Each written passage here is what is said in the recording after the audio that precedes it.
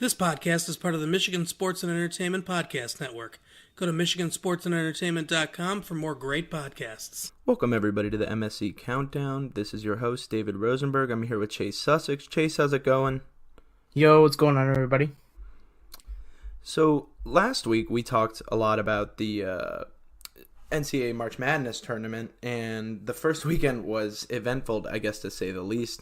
We went through the first round or so with that in mind, we'll probably review what went on and then finish the rest of the bracket, and then we'll get to the rest of our stories. Does that sound good, Chase? Yeah, sounds good. Let's dive right in. All right, so without further ado, the countdown starts now. So our first story, let's talk about how our bracket went. We have different opinions on this. You seem to think we did well, so you want to convince me that we did? Yeah, so I know you've been kind of iffy on the way our bracket went, but I in my personal opinion, I think we did pretty well when we did our run through. We picked 13 out of the 16 Sweet 16 teams correct. I believe we got the only teams we didn't have. We didn't have Virginia Tech. We didn't have Virginia State. Yep, and we had Kansas State. LSU. Yep, and then Kansas State was the other one, right? And we had Syracuse instead of Gonzaga. Right. Okay. Yeah. So, and we had Villanova instead of Purdue. Oh, okay. Well, okay. So maybe we did worse than I thought. Yes. Apparently we did worse than I thought, but and we had overall. Did you mention New Mexico State? I think you mentioned that. Yeah, we had New Mexico State going. We actually missed 1, 2, 3, 4, 5, 6 of the Sweet 16. So that's 10 out of 6. So that's over 50%. But yeah, it's not. Yeah, it's not great. So now that I look at it, our percentages weren't as good. There's a couple of tough things that are pretty hard to predict. I mean, the one thing that was pretty popular that we saw in the tournament, that the 12 of the 5 was pretty much almost guaranteed in the tournament. We saw Liberty go over Mississippi State. We saw Oregon go over Wisconsin. And we talked a little about Liberty. Was that one of those? That was one of those where it could go either way, right? Yeah, we were a little bit 50-50 on the Liberty and Mississippi State game. Personally, I think it was one of those games that could have gone either way. Liberty had a chance against Virginia Tech too. There was a little bit of a chance that we almost saw them go to the Sweet 16. So I think that was really good. But I also think we made some really smart picks. I think I think the Mississippi State Liberty was the only 12 versus 5 we didn't pick. Oh no, we picked the one we got wrong was New Mexico State over Auburn. That was the one game we got wrong. But which was the 12 over 5, but the Murray State over one. That was the closest. Yeah, that was a close game. Yeah, it was the closest one. New Mexico State only lost by 1, and they lost on. That was the one where the Auburn player fouled, and they got 3 free throws at the end. Yeah, that was it, and then they missed 2 of the 3 free throws. Yeah, so that's unfortunate. I mean, I think a lot of people picked New Mexico State, and that was kind of a big bracket busting moment for a lot of people. So I'm not really upset with that one, but like a couple of the others, right? So I think all of the 9 seeds beat the 8 seeds, which I don't know if that says more about like the people who select who goes in the bracket at what position. I mean, that one's supposed to be close, but it seemed to go one way, so I think they just got it wrong across the board. But we didn't pick Washington over Utah State. We picked Utah State. So that one I'm a little upset about. And then Iowa and Cincinnati is one that I was pretty shocked about because we both thought that Cincinnati was pretty good. But looking back at some of what I saw from Cincinnati during this season, after Iowa beat them, I thought, well, yeah, that makes sense. So I'm not really sure why we went there, but that's one that kind of hurt us. So with that one, I'm not necessarily too upset with the fact that we had Cincinnati over Iowa. I mean, Iowa has a good depth team. It's the same thing that I said about Louisville and Minnesota. It was one of those things where Cincinnati, and we had both Cincinnati and Louisville, which we probably should have switched it up. I did talk a little bit about Minnesota. The reason I love the Big Ten is a lot of those teams have really good depth. Minnesota and Iowa really have really good depth, and they have a lot of good underrated players. You have guys like Jordan Murphy and the other kid on Minnesota, I'm trying to remember, Amir Coffey is the other kid. 2 really underrated kids on Minnesota there that helped to help Minnesota over Louisville. Iowa has some really good players as well. So I think those were definitely teams. The Big Ten had 7 of 8 of the teams that they had 8 overall teams in the tournament, which was more than any other conference, and then 7 of the 8 advanced to the round of 32, which is the most, I believe, in tournament history. I think Wisconsin was the only Big Ten team not to advance when they lost to Oregon. Yeah. So that's pretty impressive. And Oregon isn't a bad team to lose to. Yeah. They're absolutely. They made the Sweet 16. So they made the Sweet 16. So Oregon is one thing to note is the fact that if you look at the net rankings, the net rankings were something that were new this year to the NCAA, and it was basically kind of ranking based on there was a lot of different numbers that go into the net ranking, and a lot of people were a little bit confused on how the net ranking worked. Because there were certain teams that were over other ones in the net rankings, and it was kind of skewed. But if you look at it, 13 of the 16 teams were ranked almost in order. So it was like 1 through 13 were all like the top 13 teams in the Oregon. No, Oregon was like in the 50s, and then I think there was a couple other ones. Like one team was 16 and one team was 18, but the rest of them were like numbered 1 through 13 were all in the net rankings. Like, so it was going next year. I think a lot of people are going to focus on that net ranking. The net ranking is more, even if they are confused by it. Yeah, it's a little bit confusing, but if you read in the numbers, it starts to make sense. I do believe that the net rankings did properly pick, the correct teams to advance to Sweet 16. The fact that they got 13 of the 16 teams like in order is incredibly impressive based on the numbers. It helps kind of decipher what are some of the best teams in the league, and that's exactly what you saw. I mean, the NCAA, it ended up working out really well. And whether that's a coincidence or not, I don't really know, but I know they have a really good system in check, and I really personally like the system. I know a lot of people are saying that Michigan, I've heard different thing where Michigan's really low in the list and other things, but it's based on performance. So we can't really get too upset about it. I think, it's one of those things where it was very accurate. So I think it's something that people need to look at kind of going forward, but that's definitely, pretty good. We'll have to look at the net rankings if we end up doing a bracket next year for March Madness. But the interesting thing about our bracket is that we fall right at the 50% mark. So we're like half the people who filled out brackets did better than us, and half the people who filled them out did worse. So I think our bracket's a good thing to talk about, not just to toot our own horn or, talk about how bad we did, but I think it's a good indication of what, how the world did if we're right at the middle. So we talked a lot about the ones that we got wrong and maybe ones we wished we had talked about a little more, and maybe that you would convince me, like that Minnesota one. Is there an upset that we picked that you're pretty proud of? I mean, Murray State over Marquette. I don't know how many people picked that, but I'm pretty proud of that one. 12/5. What do you think? No, yeah, that was definitely a big confident pick for me. I was really happy with what the analysis we made on that pick. Like I said, Ja Morant is one of the best basketball players in NCAA behind Zion.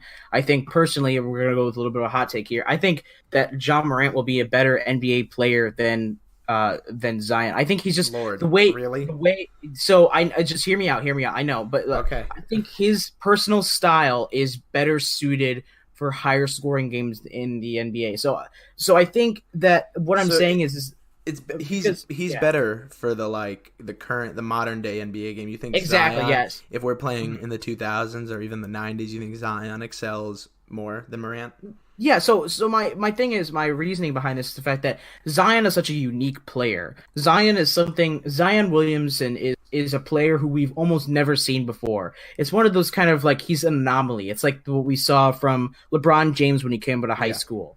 He's just one of those players who's it's so unique. He's a freak of nature, for lack of a better exactly. term, He's a freak of nature. In the best of ways. Yeah, exactly. The dude is an inch taller and 5 pounds heavier than J.J. Watt, if I'm not mistaken. And this dude plays basketball. So he's just, he's just so unique. I think, and so what I think is that Ja Morant fits more of the role of like a Steph Curry or someone like that, or like a Kyrie Irving. He fits that kind of role. The guard play that. Exactly. But okay, so the NBA game has developed to support that kind of player, but it also exactly. It also looks in favor of a guy like a Draymond Green, right, who can kind of shoot the three and play hard defense, who's maybe undersized for center. So You see what Zion's playing center sometimes for Duke. Why can't he do that in the NBA? And why is it the guards are more at the advantage? Is that your take on it? I just can't see Zion not being the best, product to come out of this class. Here's I'm not saying he won't be the best product. He's just like what I'm saying is what Zion does separates himself from everybody else. I think that overall you see guys like you've seen Luka Doncic and Trae Young have flourished in systems like this, and it's that type of player that I think Ja Morant is, and I think he will be, don't get me wrong. I mean, Zion already gets so much news coverage, and he'll continue to do that, and it's a different style of play. Everyone will kind of talk different ways about it, and it's tough to necessarily compare the two because they don't play the same position. You know what I mean? If they played the same position, sure, you could say that Zion would be more productive than Ja Morant. But based on their own positions, I think that each one will excel in a different way. And I think all I'm saying is that Ja Morant has a style of basketball that suits better for the NBA. So is your take that he's going to be better than Zion or more successful? I would say more successful. So in terms of what's the measure is what I was asking. So I would just say and that's the thing. He's going to be he's a better shooter than Zion, obviously, and that's the thing. I mean, he's lighter, he's quicker on his feet. And that's obviously comes with size. So, I mean, Zion will be that kind of big kind of center role, and he'll play, that kind of dominant inside game. And don't get me wrong, Zion can shoot the basketball, but it's not something he necessarily does on a consistent basis. He can shoot really well. It's just to the point where they'll play different roles. So you'll see a guy, you'll have him, Ja Morant play in games like we've seen Trae Young. You'll see like 30, 40, 50-point games out of Ja Morant, and you'll see more of that kind of, that more of like a physically dominant play style, like a LeBron James or like a, out of Zion. That's just, you're just going to see a different play style. So aside from the point differential, because I kind of agree with you there, right? And I have another point to make after this, but I'll ask you this. Is points the only way that he's going to be more successful, or do you think he'll translate better to like a team? Because the thing that I was thinking was Zion is almost certainly going to get drafted by a team that is in desperate need of help. And it's going to fall on him a lot. So like if we're talking immediate success, I could see Morant slipping a little bit, falling into a better position than Zion, and succeeding faster. But when all is said and done, do you think that Morant has more rings, if any, than Zion? I really think it kind of depends on where he gets drafted, because a lot of people are saying that Ja Morant's also a top 3 pick. So he, it depends on how the lottery ends up turning out and who ends up getting, who ends up landing who. But Zion is clearly will be the number 1 overall pick. I don't really think there's any debate to that. Because I think the way, as much as Morant will be a solid scorer, Morant's also really good. He's good on assists. He'll be a guy who not only racks up points, but can dish the ball out as well. So, there's things that kind of go, that kind of set him up for specific success. You'll kind of see, so Morant will look more like a team player when, Zion will go somewhere and he'll be the face of a franchise. He'll go in and be that kind of, instant superstar. You know what I mean? So he'll kind of evolve in that specific role where Ja Morant will be a superstar on his own, but he'll likely play for a team where he'll serve almost like a Russell Westbrook type player, and he'll be able to, dish the ball out as well as score, and he'll be more of the kind of versatile player. So I think in versatility, I think that's where Ja Morant comes in. I think that's where that's where my point comes in again, where I guess I can't really say that Ja Morant will be better than Zion, but he will be more versatile and he will fit into an NBA system better than Zion. He's more well-suited for the NBA, is what I was trying to say. Rather than saying he'll have a better NBA career, he's more suited for the NBA style play that the league is currently in. I have there's no doubt in my mind that Zion will be successful. He's going to, he's, like I said, he's a unique talent. He brings something that the game of basketball in the NBA hasn't seen in a long time. So it's like I said, it's just comparing two completely different things. But yeah, I know. I see where you're coming from on all of that, and while you haven't fully convinced me, the argument for Morant is definitely they are stronger in my mind. So I'll give you kudos for that. That was kind of a digression from our conversation about good picks and upsets that we picked. So the other one that I wanted to mention was you convinced me to pick Ohio State in the first round. So that was I was reluctant, but you were right, and I'm glad we picked them. Iowa State lost to them 59-62, and then Ohio State lost to Houston in the second round, as we predicted as well. So that was props to you. That was another good pick, even though as a Michigan fan, you knew I did not want to pick Ohio State. Yeah, it was tough for me to pick Ohio State as well. But like I said, I'm not really super sold on Iowa State as a tournament team. I think Ohio State is one of those teams where they at least make it out of the first round. They've always been one of those consistent teams. I think the Big Ten just played really well this year. Something I'll give you props to as well. There's actually two games I'll give you props to. You talked me into Wofford over Seton Hall. I was a big Seton Hall guy, but Wofford did handily beat Seton Hall, which was good. They also gave Kentucky a really good fight in the round of 32.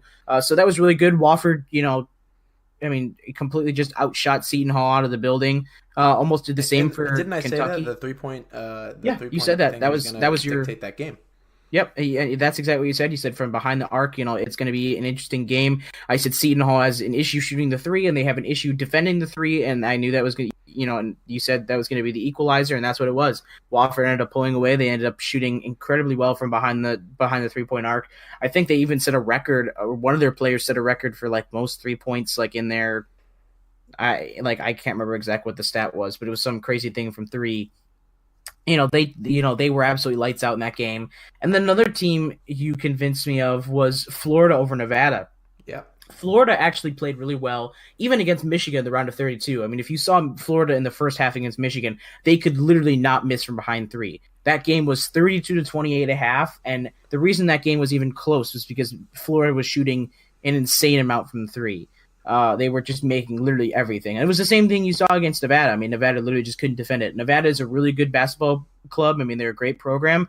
But, like I said, when Florida can shoot and they can consistently make shots, I mean, they're a scary basketball team. And that's what you convinced me that was really good, and Florida played well. Michigan ended up shutting them down in the round of 32. They got their, they finished business and they knocked Florida out of the tournament. But Florida gave them a good run for their money. I mean, I think 49 points was the lowest point total that Florida had scored all season. So I'm really intrigued for that Michigan-Texas Tech matchup. I'm glad we picked that because I think that's going to be really good. I want to, we can come back to that in a little bit, that matchup, because I'm really excited for that matchup in the Sweet 16. But yeah, I mean, that was another really good pick by you. I mean, I'll give you kudos to that over the fact that that was a good 10-7 upset there. That was, was really good. So yeah, so and Florida is part of the reason I was behind them so much is because their coach Mike White, I think, is a really good coach. He was a really good player when he played, but Mike White, I think, is a good coach and the right coach for Florida. I know some people have an issue with him, and they lost to Michigan, so Florida fans are probably a little unhappy, but for a 10 seed, they played really, really well. Like you said, in the first half, they were lights out. And I think Mike White's the right guy to lead them in the future. And he kind of helps me segue into the next thing that I wanted to talk about. What do you know about Mike White's family? I mean, I hadn't really heard much about that, but I mean, if you want to kind of break that down, I mean. Yeah, so I'd be happy. I was kind of hoping you didn't know. So Mike White is actually the son of Kevin White, who's the athletic director for Duke University, right? He's one of the people who is instrumental in bringing in Mike Krzyzewski.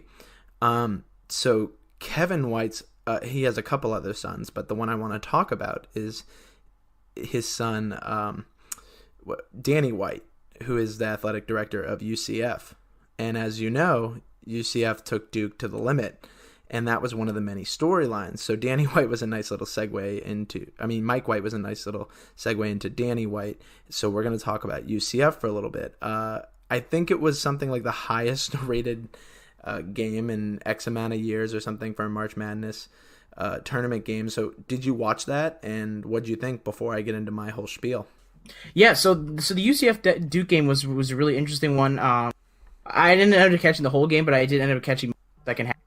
I know that UCF had played them really well in that game, and they lost an absolute heartbreaker. I know that we saw the whole thing. I'm sure you're going to bring up Johnny Dawkins and Aubrey Dawkins. Aubrey Dawkins is one of those guys who actually used to play for Michigan. Yep. Played his heart out in that game, and Duke ended up coming out on top. I mean, that last sequence was just so unfortunate for them.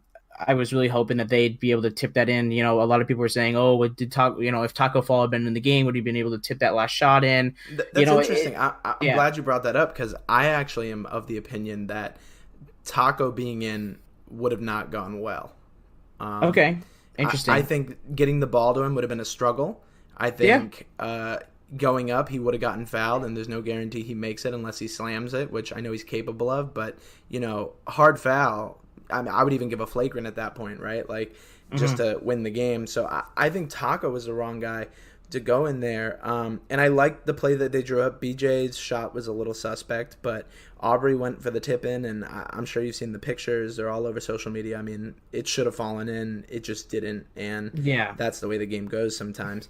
But, yeah, so as a UCF student and journalist, this was the most heartbreaking thing I think I've ever been a part of. I've been following this team for years. I love these guys. The point guard, BJ Taylor, when I was a freshman, he walked into the Subway that I worked at, and we've kind of had a little banter ever since.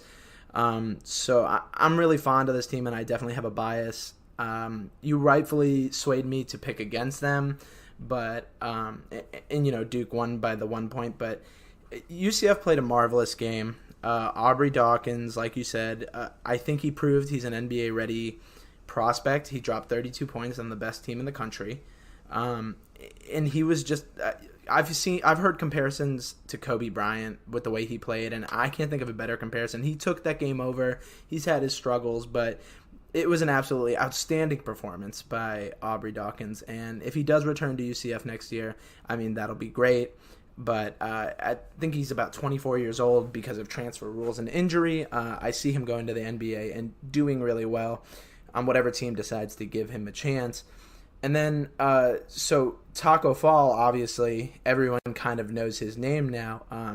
I'm a big, I like to look at Google Trends, right, to see how many times the term was searched on Google. And Taco Fall was the number one search Google term on Sunday. So to give you an idea of what that game did for UCF's popularity nationwide, Taco Fall, being the 7'6",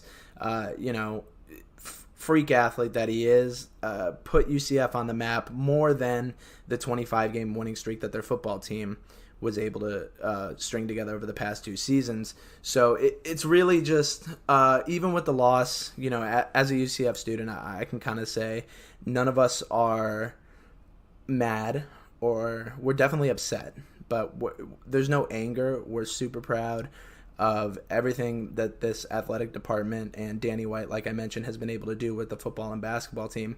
And, UCF, I mentioned Taco Fall was number 1 in Google Trends. UCF was in the top 20 on Saturday. So this did wonders for UCF's program, and I can't overstate that enough, that the business that this is going to generate is just going to be remarkable for UCF. And it'll put the place on the map for people who want to go play in Florida, right? Florida's a great place to go play basketball. So, hard loss, but just overall, there's so many good takeaways from such an incredible game that people are going to remember for the rest of their life. There's no way. The downside is with that popularity, Johnny Dawkins, the UCF coach, is being recruited by other teams. Like, that's just going to happen, right? He just signed an extension until I think 2022 or 2024 or something like that.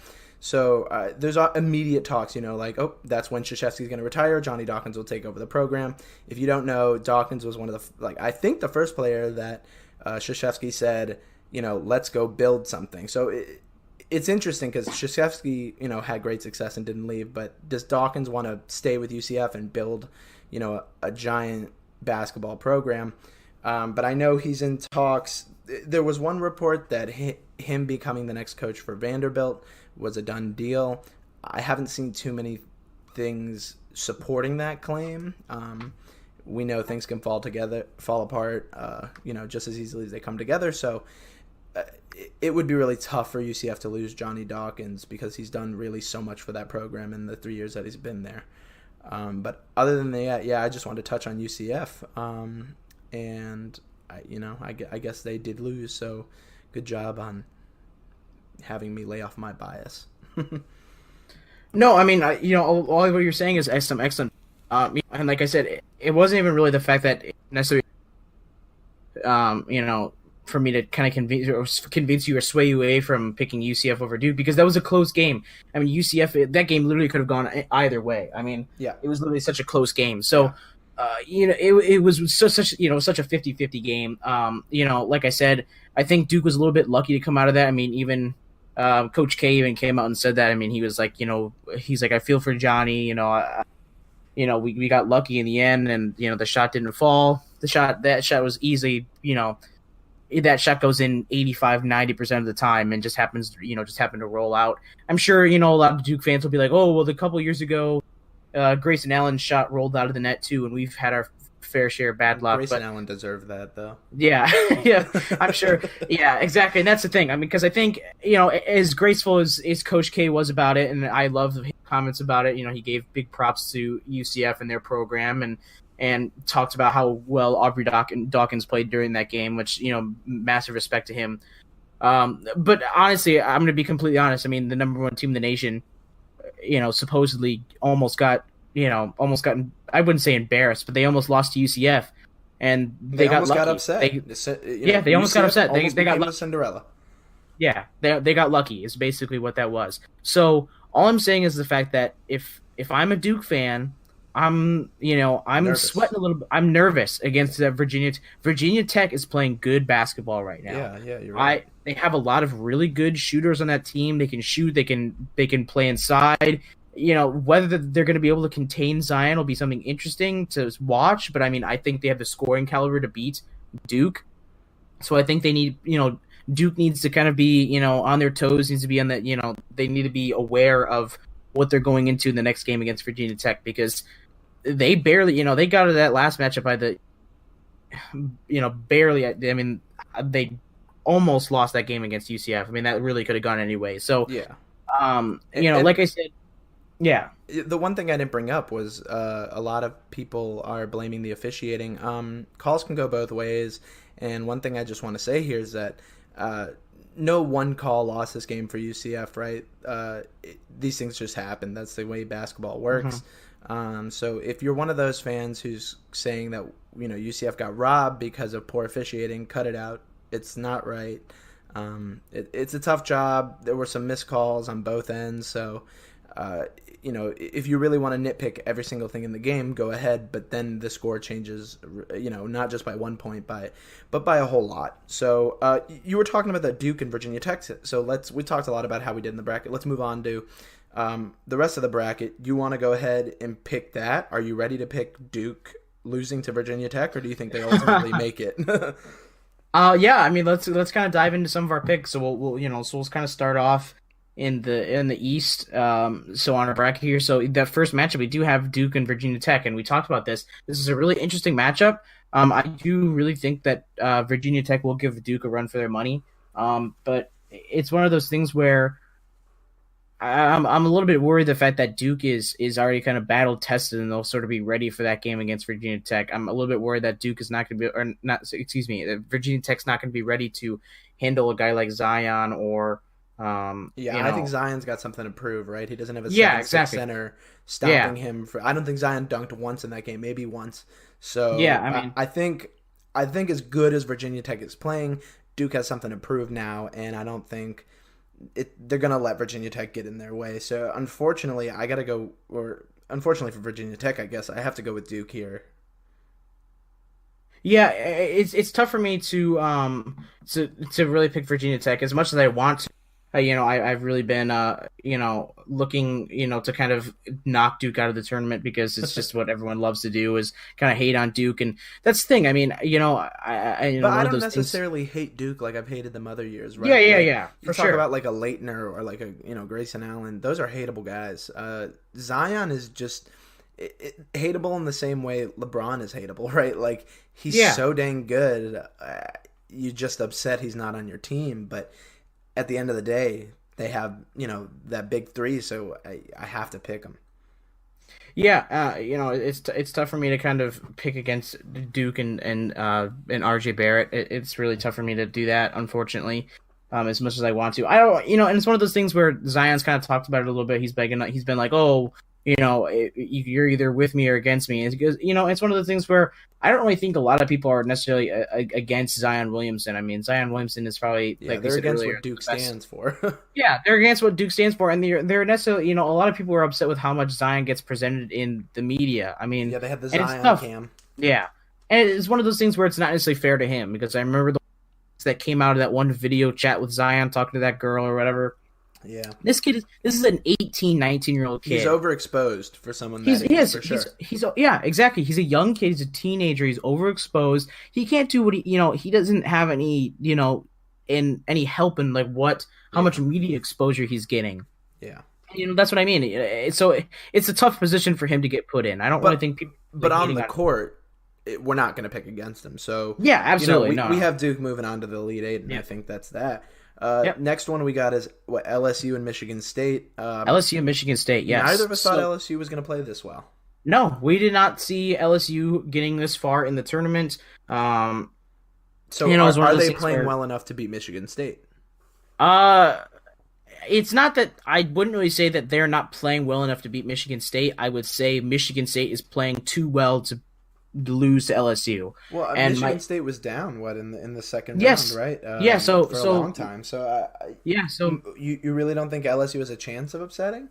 So I'm not saying there's not a chance of upsetting, because Michigan State did struggle against Bradley, and they handily defeated Minnesota in the second round in the round of 32. Yeah, Bradley was the game I was talking about. In the first round they were down against Bradley, and Michigan State has had a couple of scares and in the first round, and Michigan State's kind of one of those iffy tournament teams, but I think after they got past that 15, they took care of business against Minnesota, and now they have to play a significantly better team in LSU. LSU's playing really good ball right now, but really, like I said, we're going to need to see good performances from Cassius Winston, Xavier Tillman, McQuaid. We're going to need to see solid performances out of all three of these guys. The seniors are going to have to step up.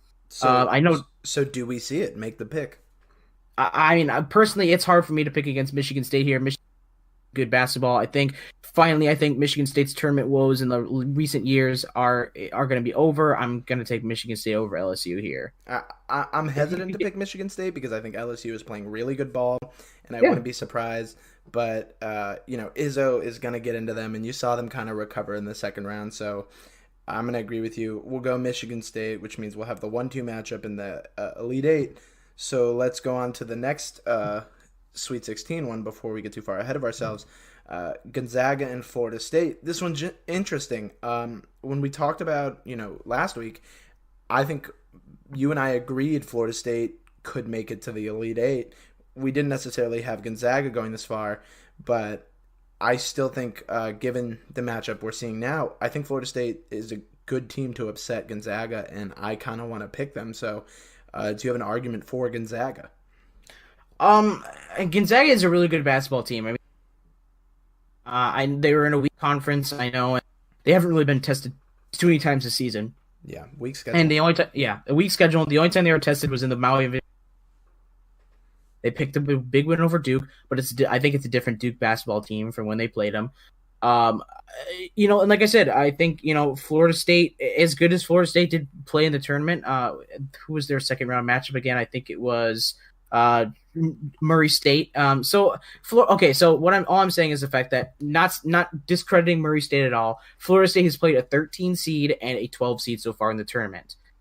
they have not played a team of the caliber of Gonzaga. Gonzaga is a better all-around team than Murray State is. They're certainly a better team than Vermont. So what I'm saying is the fact that Gonzaga does have a serious chance here to beat Florida State, because Florida State kind of skipped through their first two matchups. They had a 13 matchup against a 13, then a matchup against a 12. Regardless of how good that 12 was, it was really just, I think it's more of Ja Morant and then the rest of the team. So it's one of those things where they almost just defeated Ja Morant and were able to contain him enough to the point where, they didn't really contain him, but they just completely just outshot the rest of Murray State, which is what, you kind of have to do. One guy, yeah, they just had to beat one guy. So I think here are beating more different guys on Gonzaga that you have to focus on. You really going to have to. This is going to be a challenge for the first time for Florida State in the tournament. They have a really good defense. They're not going to be able. Gonzaga has a really good defense. They're not going to be able to score. Rui Hachimura, probably one of the best forwards in the NCAA right now, averaging 20.1 points per game.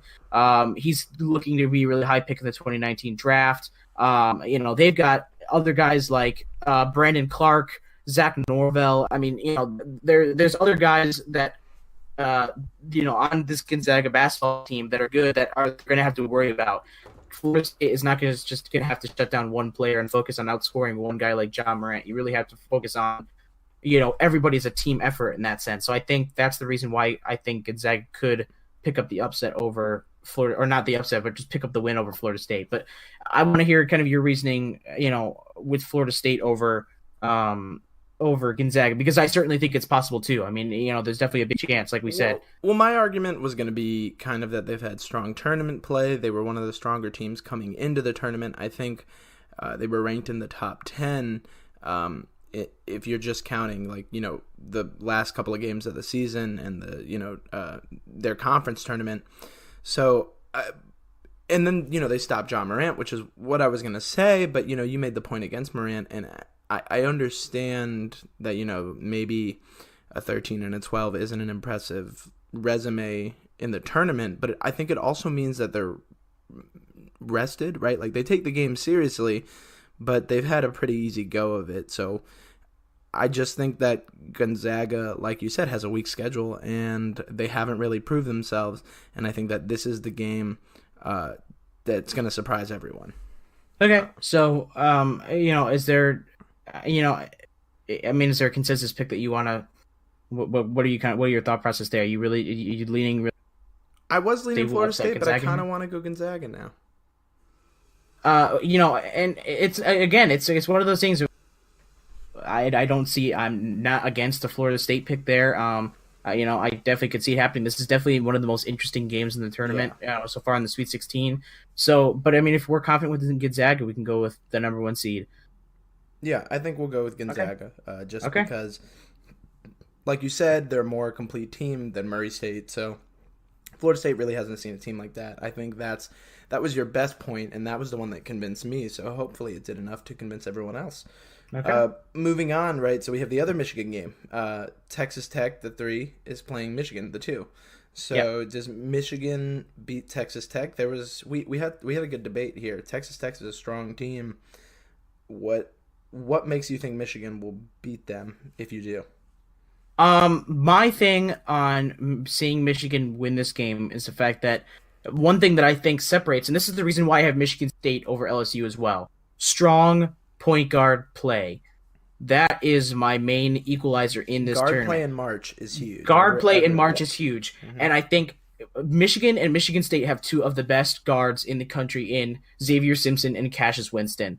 Those are the two, those are the two big guard plays that everyone's seeing. You really, and I think that's the biggest equalizer for Michigan over Texas Tech. If Xavier Simpson has a good game and he's able to play consistently, I think that's what leads Michigan over Texas Tech. It's obviously not the only thing. I think, Jordan Poole and Isaiah Livers need to stay consistent. Charles Matthews needs to have another big game like he did in the first round of the tournament. Brazdeikis needs to get hot early, because there are certain times where he'll get hot and then he just kind of fizzles out in the game. He needs to stay consistent throughout the entire game. And then Teskey needs to play a strong inside game, stay out of foul trouble.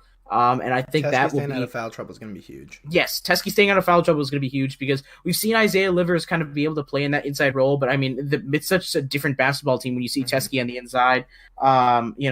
They're a completely different basketball team. So I think those are some of the biggest equalizers in terms of Michigan over Texas Tech. But these are two. Another thing is these are the two of the strongest defensive teams in the country. Texas Tech and Michigan both have incredibly good defenses. Yeah, they both hold their opponents under 60 points per game. Exactly. And Michigan has, I think, a slight edge, but it's not more than a point. So yeah. So and then with to that point, Texas Tech scores about 3 more points than Michigan. So defense is going to be a big thing here. I think the other thing that plays in Michigan's favor is the experience. This team, this specific Michigan team, has played 10 top 25 teams, and Texas Tech has only played 4. Right. Yeah. So they, absolutely. Texas Tech That's a lost great point. to Duke by 11. They split with, I think, Kansas and Iowa State and K-State. So they're kind of hit or miss, right, in the big games. And I think Michigan, aside, if you take out the 3 losses against Michigan State, right, they're 28-3. They only have 3 losses on the season, and there was that 17-game win streak at the beginning. And they're playing good basketball right now. They're protecting the ball. Their defense looks pretty dominant, like you said. So I think Michigan has the experience to beat Texas Tech in this. So I'm going to go with them. I don't think complaints. Yeah, absolutely. That's a great point. What you brought up 1-2 matchups so far. Yeah. And I'm a little bit scared about that. I'm always scared of the 1-2 matchups. That's always kind of an iffy thing for me, but I don't hate it here because the points, especially the point you made with Michigan, excellent point. Michigan battle tested this year against top tier teams. We've seen kind of mediocre play from that kind of experience in Texas Tech. They don't have that same experience. I think Michigan is going to be ready for this matchup. They're going to come in. This is, I think this is one of the hotter teams in college basketball right now. Bias aside, like I said, if they got to get going because this team has one thing that this team exudes and they have a lot of is swagger. I mean, in Jordan Poole, in Iggy Brasdeikis especially. Iggy Brasdeikis, people love to hate Iggy Brasdeikis, and that's what I love about him is the fact that he's such an equalizer. Everybody loves to hate him, and I love that. I mean, swagger is unlike anybody in the league. It's so great. So I mean, for him, he needs to get hot, and if he gets hot and they kind of get that swagger going, I mean, it's going to be, it's going to be just a blowout. I think not a blowout, but it'll be a good game for Michigan. I think if they kind of get, if they kind of get rolling. So, and we've seen that multiple times this season. They get into a groove, and it's hard to stop this basketball team. So they need to just consistently score. I know that sounds like kind of a given. Like, they need to score points in order to win. But they do. They really need to consistently put points in the basket. They need to capitalize on everything. They need to be able to shoot from the 3, and they need to be able to play on the inside. Like you said. Yeah, exactly. Defense is going to be big, and they need to put up points. They need to break down the other team's defense. I mean, this sounds very basic. You're right. But it is the game plan, right? Like, beating a good defense is a tough thing. So I think we're going to see Michigan do that and have them advance to the Elite Eight. So let's move on to the next one. We got Virginia and Oregon. So Oregon's the Cinderella, in the Sweet 16, the 12 team. Do they beat Virginia? Virginia's been a little shaky. They got through the first 2 rounds, but they had a little trouble before they could get themselves going. So what do you think? I think Oregon's run ends here. I think this is... I agree. Yeah. So my thing is, don't get me wrong, Oregon's run has been really good in the tournament. They've made, they're kind of the definition of that Cinderella team, but it's not as similar as a Cinderella as we've seen in the past. I think you saw in the first round, they did a good job of beating the number 5 seed Wisconsin, but Wisconsin was a struggling basketball team, and I predicted it from the start, saying that Wisconsin struggles in the tournament, and I figured that they were going to, they struggled towards the end of the season. I thought that Oregon was going to be able to win. And then you saw UC Irvine pick up the upset in their, respective game over Kansas State. So Oregon didn't end up having an easier matchup. And I watched that game between Oregon and UC Irvine, unfortunately, because it was a super late game. It was like, it was over on the West Coast. Of course. But regardless, it was one of those games where it was like, whichever these teams advances is going to be knocked out of the when they play the other team in the Sweet 16. It's whoever plays. I was like, whoever plays Virginia in that game is going to lose. Absolutely, I think Virginia's defense is going to overwhelm Oregon. Oregon's not going to be putting up the same amount scoring that they were in the first 2 rounds. So Virginia's going to move on handily there. I think we're in agreement. Purdue and Tennessee, I've been really impressed by Purdue. Yeah, I really like Purdue. I'm a little bit iffy on Tennessee.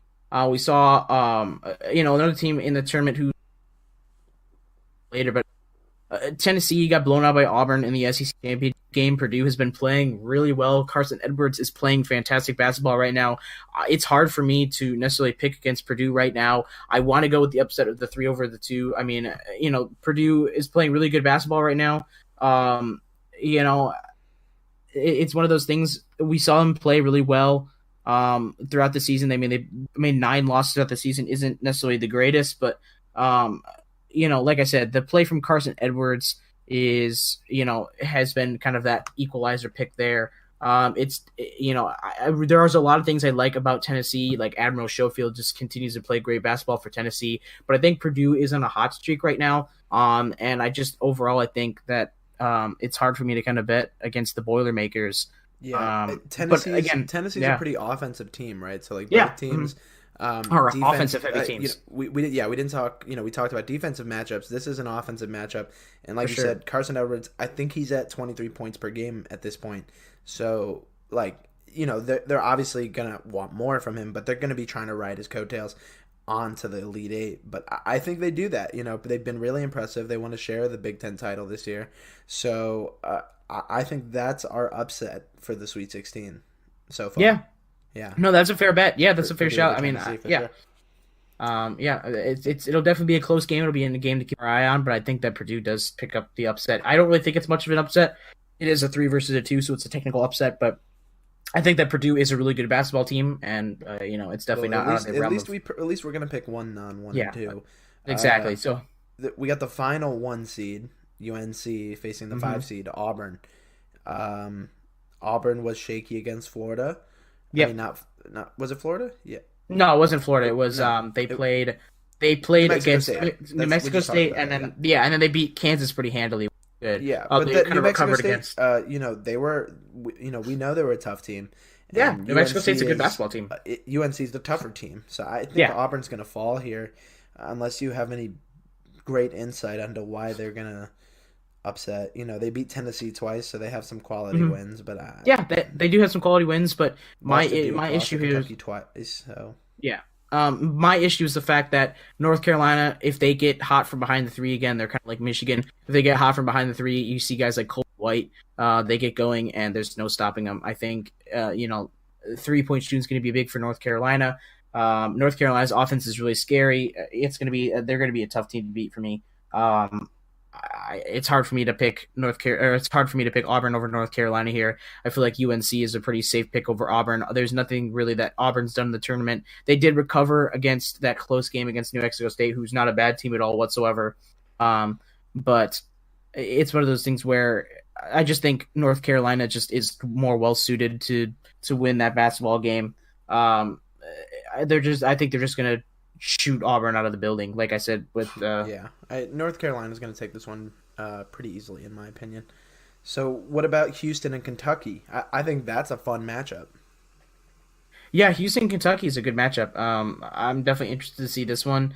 I'm a little bit iffy on both teams. Like I said, we saw kind of Houston. I mean, as good as Kentucky is, I mean, we've seen them kind of struggle. I wouldn't necessarily say struggle, but they played close to a good Wofford basketball team.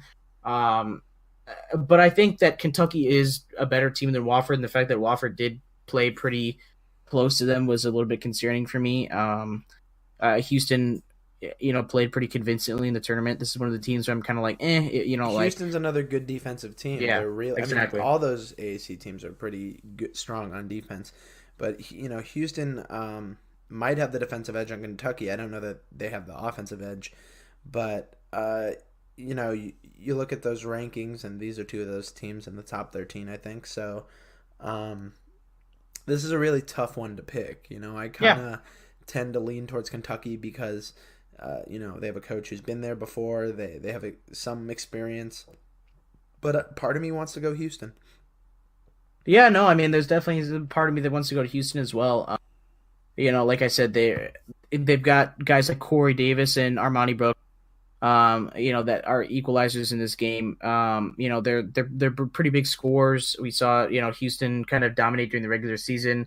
So it's pretty, it's a pretty interesting matchup. Like I said, I think, like you said, Kentucky has more of that tournament experience, and you've seen them play in some bigger games, and I think that might be what comes down to it. It's the fact that I feel like Kentucky is a little bit more experienced in big games like this. I think Kentucky dropped 2 of 3 games against Tennessee. They got blown out by Duke. But I mean, this team beat UNC early in the year. So this will definitely be a team where I feel like Kentucky is just more, tested for this type of thing. I mean, you really didn't see a lot of, Houston went 3-1 versus top 25 teams. Then you had Kentucky went 5-4. So I mean, even though their record isn't very good against top 25 teams, they played more, in these types of games. So I think that in my opinion, I want to go Kentucky over Houston here. Yeah, even I'm going Houston Kentucky over Houston in a close game, though. Yeah, and a close game. Nail-biter and a fun one to watch.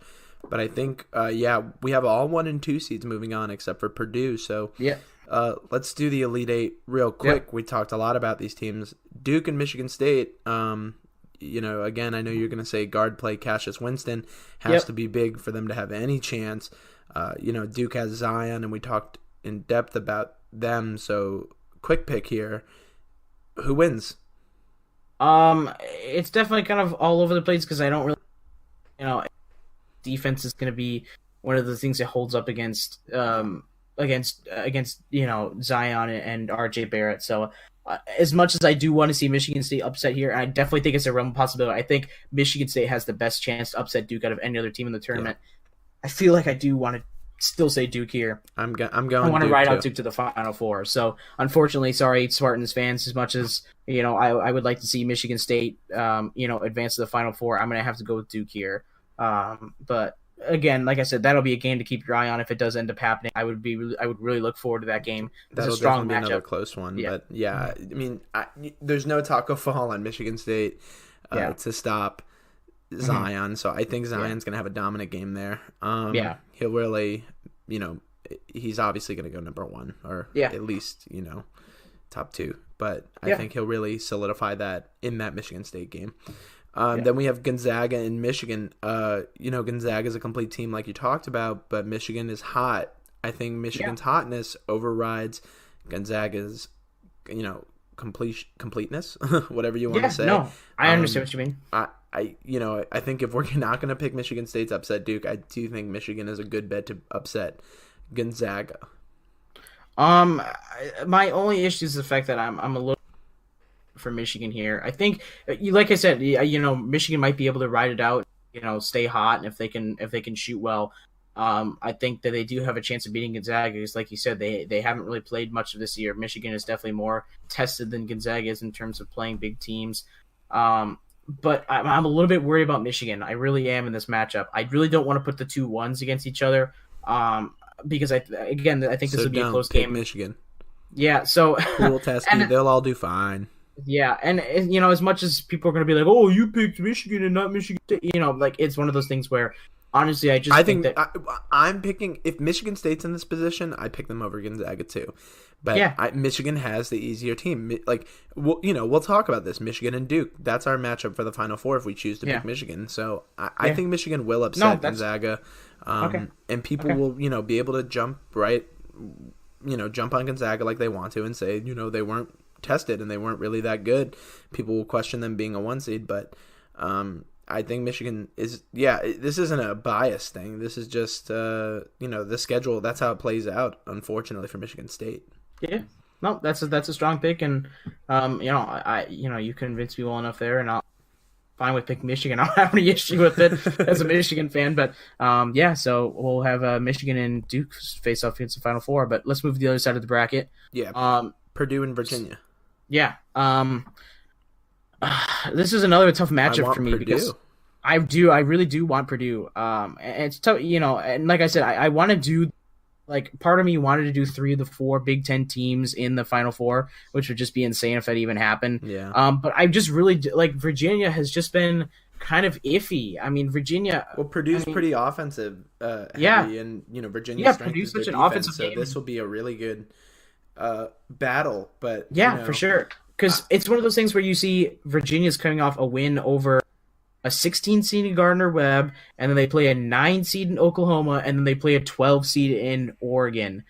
I just really don't think. I think they're going to play down to Purdue. I really do. I mean, I think they're going to play they'll down. overestimate them, yeah. Yeah, Or I think underestimate them. Yeah, because I think the Oregon game is going to be closer than people think. I think they're going to play down to Oregon. I think they're going to play down to Purdue. I really do. I think they're going to underestimate Purdue, and I think it's going to get the worst of them. Honestly, I want to go Purdue here. Yeah, even if it comes back to bite us, totally I really do you. want.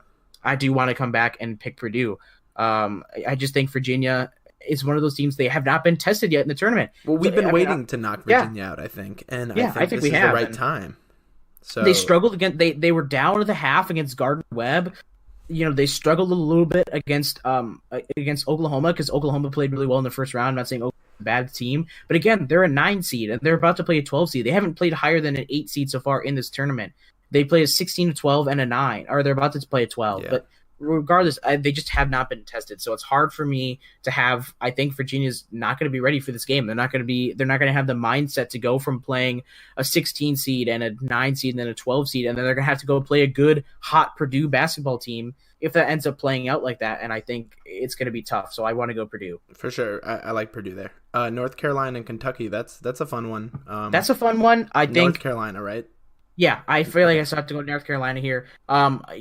We saw Kentucky pick up a win over North Carolina in the season, but again, this is a neutral playing field. And North Carolina just plays so well in the tournament. I'm worried about Kentucky. Kentucky has had some kind of, they're not really good in big games like this. Like I said, they're 5-4 in top 25 play, so I'm a little bit iffy on Kentucky here. So I think North Carolina's a safe bet.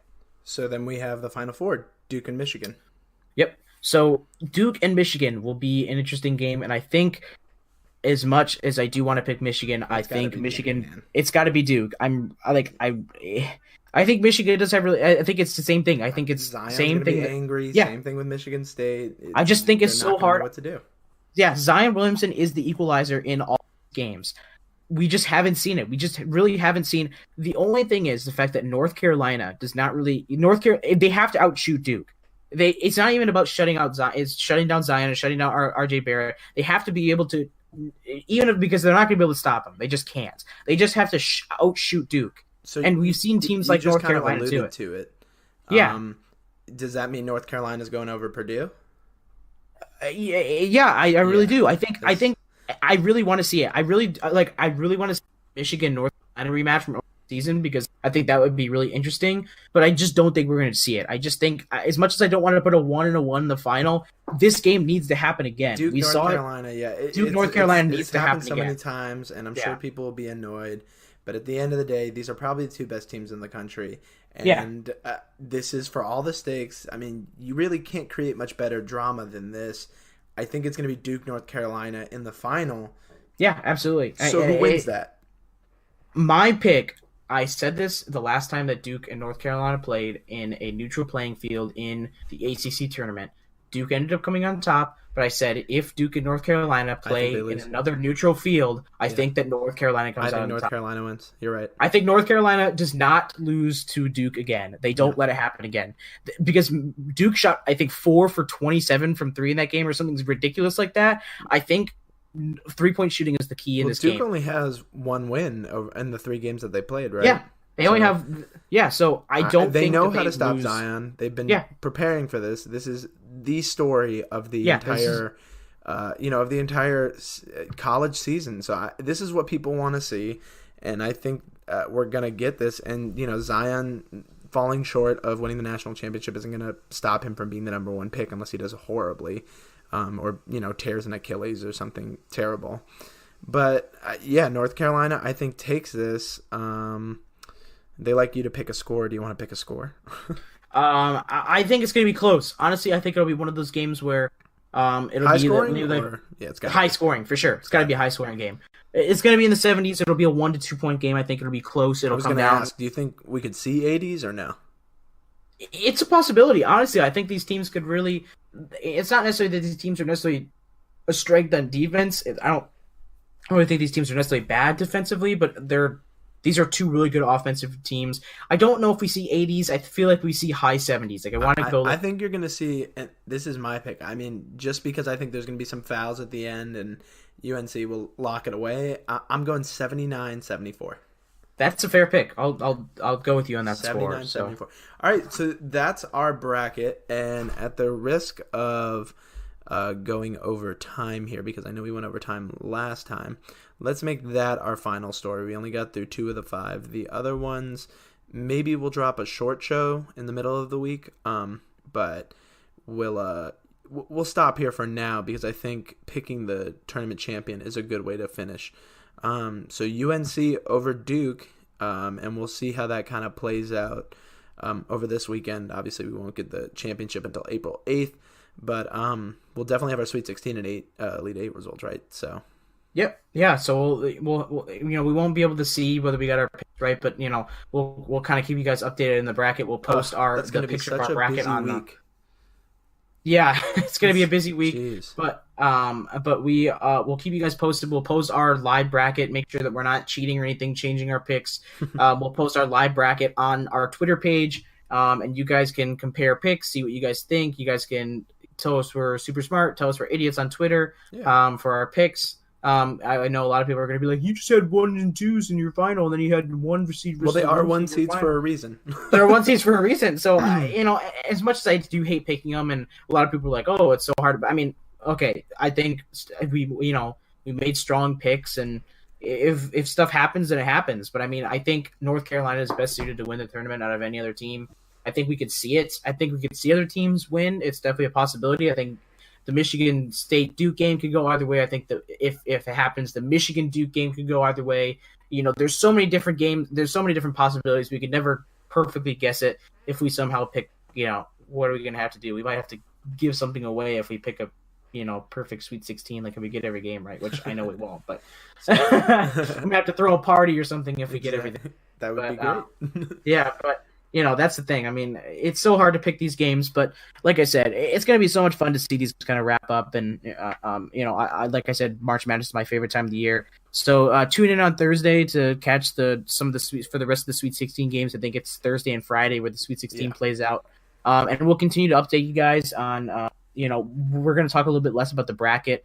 We'll kind of go over some of our picks in the next episode, but we're definitely going to kind of bring you guys back some of the normal sort of scheduled 5-story-ish content in the next episode. It's called March Madness. It is called March Madness. So this did kind of take over our schedule, and we guys did enjoy the this kind of format, and if this is something you guys want to see in the future again, be sure to give your feedback, and we'll definitely do something like this. You mentioned our Twitter, but you didn't give them the handle, so you want to drop you want to plug our Twitter, and then where can everyone else find the other stuff that you're doing?